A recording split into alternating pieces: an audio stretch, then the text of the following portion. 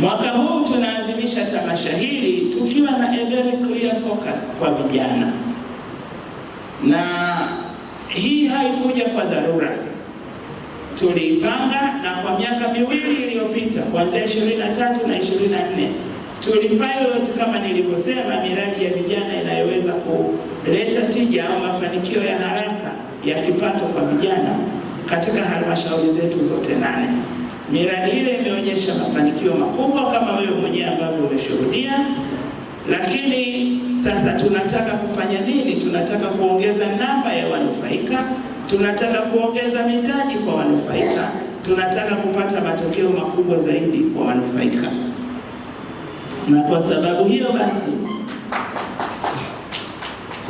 hiyo basi mwaka huu tumeamua kwa pamoja, wataalamu wetu wamekaa kwa zaidi ya miezi miwili wakiandaa mkakati, wakichakata, wakihoji vijana, wakizungukia hiyo miradi ya vijana, lakini wakishirikiana na mtaalamu mshauri ambaye alitoa wasilisho hapa, na wakafikia kuwa sasa na mkakati wa miaka 5 utakaoziwezesha halmashauri zetu zote kuongeza ajira kwa vijana.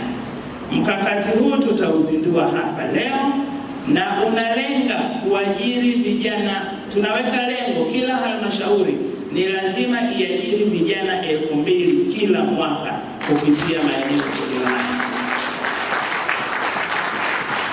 Tunazo halmashauri 8, kwa hiyo tukizidisha 2000 mara 8 tunapata ajira 16,000 kila mwaka ndani ya mkoa wa Kagera, na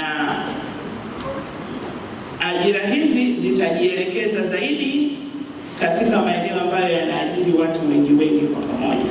Ndugu Katibu Mkuu, nikuthibitishie kwamba malengo haya tuliyojiwekea yanawezekana, yanatekelezeka na tutafanikiwa.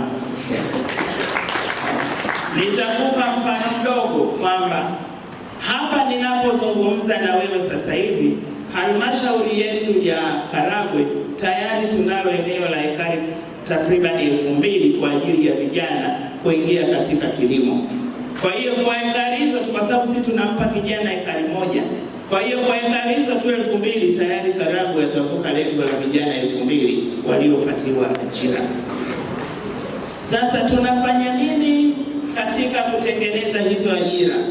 Wataalamu wetu wameangalia maeneo hayo na kuyaainisha kama ifuatavyo. Ziko ajira zitakazojikita katika sekta ya kilimo, uvuvi, ufugaji wa ng'ombe na mbuzi na nguruwe au kondoo wa mtoni.